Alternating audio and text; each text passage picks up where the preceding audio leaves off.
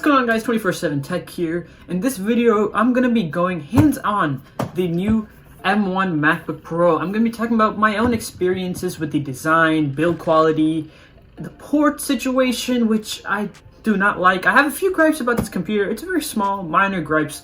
The overall picture of it is very good, as you might know with other reviewers reviewing this MacBook Pro, but I just wanted to go over some of the smaller things. You know, with this new MacBook Pro, there are a few changes over the old 13-inch MacBook Pros, and I highlight those in this video. I go over my experience with the keyboard, the trackpad, the design, the display, and so many more.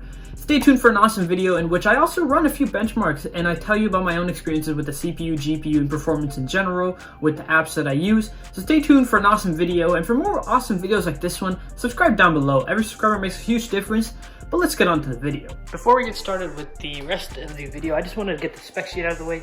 As I did say, and as you can see by the title, this is a 13-inch M1 MacBook Pro. Here's proof if you didn't trust me.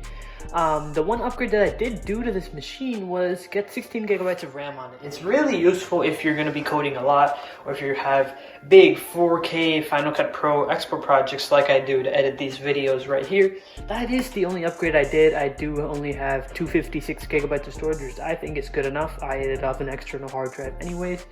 And this model will run you $1,500 if you buy it from the Apple Store. That's how much I paid for it. And yeah, let's dive deeper into this MacBook Pro now. So I just wanted to start off and let's take a moment to appreciate how nice this design is by Apple. It's literally amazing. The Apple logo does not glow anymore, but it's a nice reflective surface, reflective Apple logo. It's so nice. And then you get to the thin sides, and even though it's not the tapered design that the MacBook Air has, these are so thin. I just want to talk about how you see how the hinge is flush with the display. That shows the precision of Apple's design and build quality. And this is built amazing. It's the best laptop I've ever seen built. And it makes sense. Apple's been, you know, the best in the business for a long time now. And this is the one thing that they coined, the one hand flip up, and then boom. You don't even need to use the other hand like you do with other Windows computers. No need for that. It's there. And you can even see with the keyboard, the trackpad, and everything, this aluminum is machined good, and it's actually recycled material. Aluminum. Apple does make a huge statement about that every single time in their keynotes. It's built amazing. The only thing I'd say which beats this is the MacBook Air, and that's only because it has the tapered design. And when you put your arms to do it, you see how this edge is kind of sharp over here? Yeah, that probably would dig into your hands. The MacBook Air has a nice tapered design. This does not. I want to take a second now to look at the display. This, aside from 4K displays, is amazing. It's got a 2560 by 1440 display. It's really nice, and the biggest thing about this is the brightness. It gets really bright, and as you can see, it is completely destroying my camera. This display gets so bright. 500 nits, and usually if I'm at home, if I'm inside, I can't use it at 500 nits. It's way too bright for me. But if you're outside, it's so useful. And when you're in the glaring sun, it still is completely fine. It's a 500 nit brightness display. If you go with the MacBook Air, it has a 400 nits, and the old MacBook Pros had 500 nits as well. This gets really bright, and that's the biggest thing I love about this display. Now, you can also get True Tone on this. Personally, I'm not a huge fan of it because I do video edit, and to color grade, it's not that great because it kind of shifts the colors. That's what True Tone is supposed to do. And when you're editing video, you want the colors to be as lifelike as possible because it's through a camera in the first place. So if you turn True Tone on, it makes the colors a little more yellowish. And right now I'm in a really bright lit, you know, camera ready situation. But when you're not, it kind of adapts to your lighting conditions, and it changes how the display is.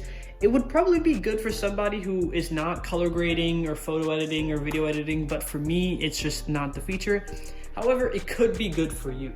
Before we get to the first gripe that I have about this computer, I want to let you guys know that I do write articles on Medium at the link medium.com/247tech. You can go check my articles over there, and I write about awesome tech products and just the latest technology in general. So if you want more tech content, you can go there. You can also go follow me on Twitter and Instagram. I post behind the scenes, live updates, and just a few small things about technology. And yeah, you can go follow me there if you would like. just with preliminary usage, the one major gripe that I have with this MacBook Pro, the biggest thing that I've noticed, which is bad, is the port situation.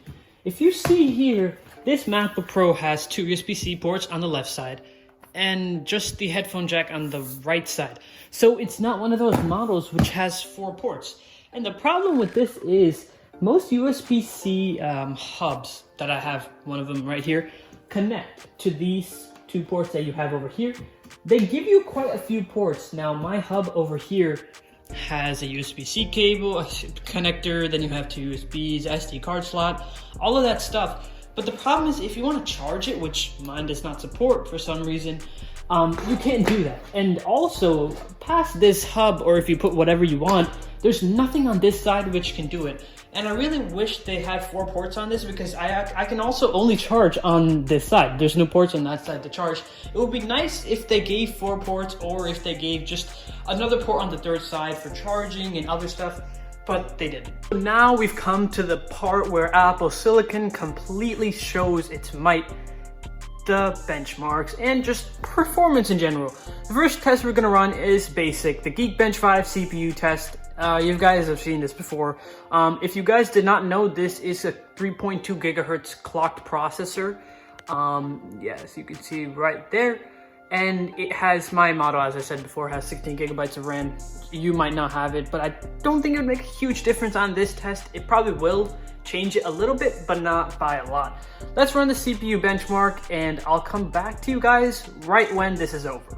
So the test results have now came up, and there you have it, a 1727 single core score. That is blowing out anything in even the proximity of this price range. It beats the i9 16-inch MacBook Pro, as I've seen with those benchmarks as well. And then this 7540 multi-core score is also amazing.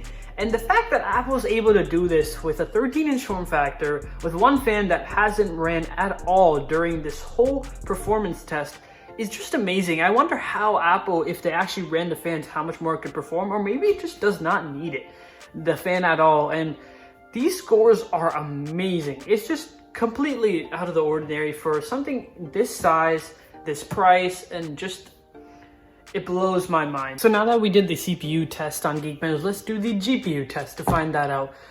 Speaking of the GPU, it is improved. It's pretty well improved actually, but it's not to the extent of the CPU where it's just completely mind blown, beats the i9 MacBook Pro. You're still gonna be better off buying a laptop with a dedicated GPU for graphics intensive work. It's not gonna get there, but it's gonna get to the low end, maybe the really low end dedicated graphics cards, and maybe it might not. It might just hover near that mark, but it's not anything huge, like it's not groundbreaking. That's probably gonna come with the 16-inch MacBook Pro, which should have like the best of the best GPU technology that Apple has to offer. But let's run the compute benchmark. I have Metal up here because that's better for Macs, and we'll see. I'll come back when the test is over to give you guys the results. And the score is in 21,866 on the Metal benchmark. That is so much better than I've seen in the past MacBook Pro or MacBook Air, any 13-inch MacBooks at all. They've never even reached 5-digit figures. So this is a really good score. Again, as I said, it is not going to get you your AMD Radeon 5600 graphics that you find on the 16-inch MacBook Pro, nor even close to that. But it's really good for an integrated graphics card. Like, it is the best I've seen for an integrated graphics card. And that's why you'll be seeing a processor increase in things like Final Cut Pro and things like gaming. And if you're going to be running anything related to graphics, this laptop is going to be quite a big boost compared to the older models, but the CPU is miles. Like, the difference between the last generation and this generation for CPU is much better. So I will be going over more benchmarks in the full review. This is just a hands-on video, so I didn't want to go over Cinebench R23, a gaming benchmark that I have, and Blackmagic SSD test. But I assure you they will be good numbers for sure. Let's go over the keyboard and trackpad now, though. And these two have always been, well, not the keyboard for quite a while, but it became solid in the May 2020 update with the Magic Keyboard, and this keyboard is the best keyboard Apple has made for a laptop ever. It even beats the old Magic Keyboard that I also used to have on my old 2015 MacBook Air.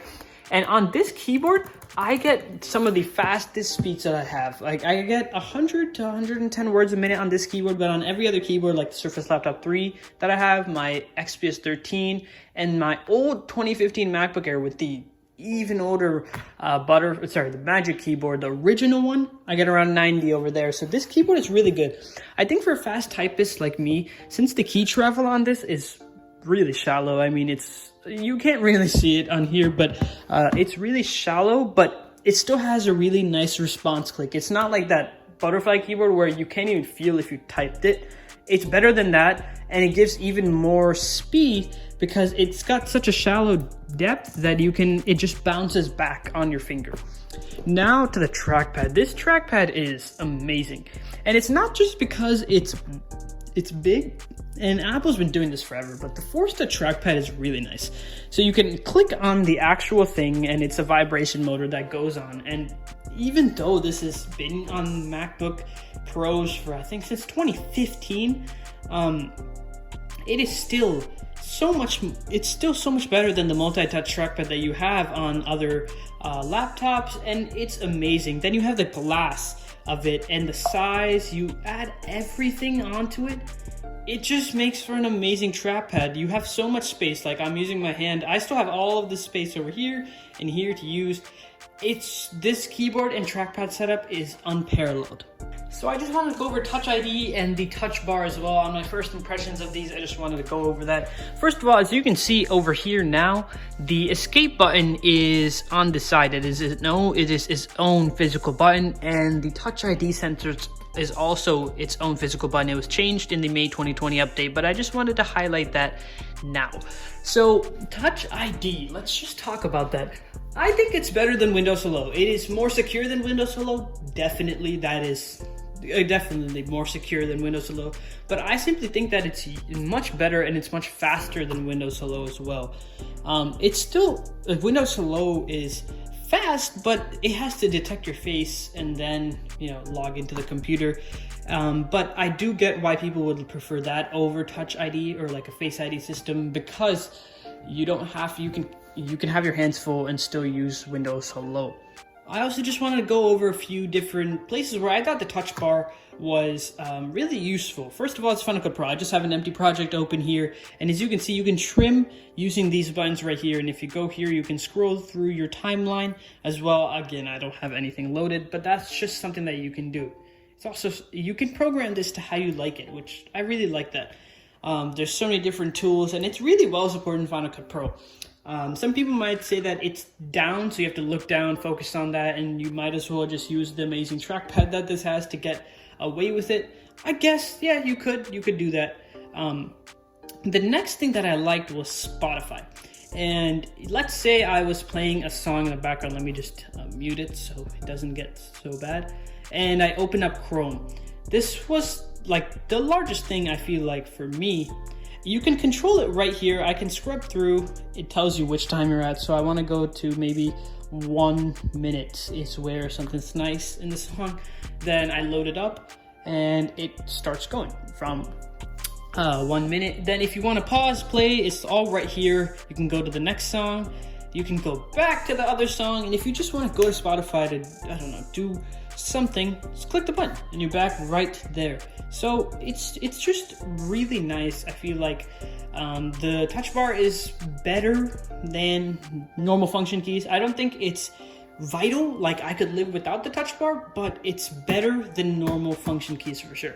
And this is another example in Chrome. Let's say I want to refresh the page. I don't need to go there, press the button over here. I can just say, I don't know, Apple. And then I can go back to my old screen, go back, refresh the page. Then I can literally type in the URL using the touch bar. Then I can go back to apple.com, which is what I meant to do. And then I can go there, I can go into my bookmarks right away.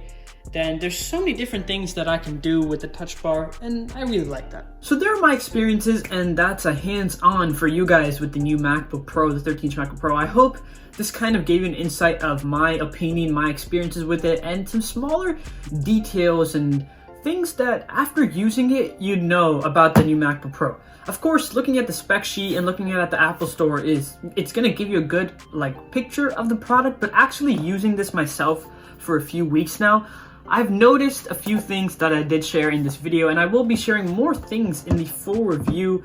And if there's anything that you guys want covered in the full review, comment that down below so that I do include it for you guys. Any benchmarks or just things in general about this new MacBook Pro.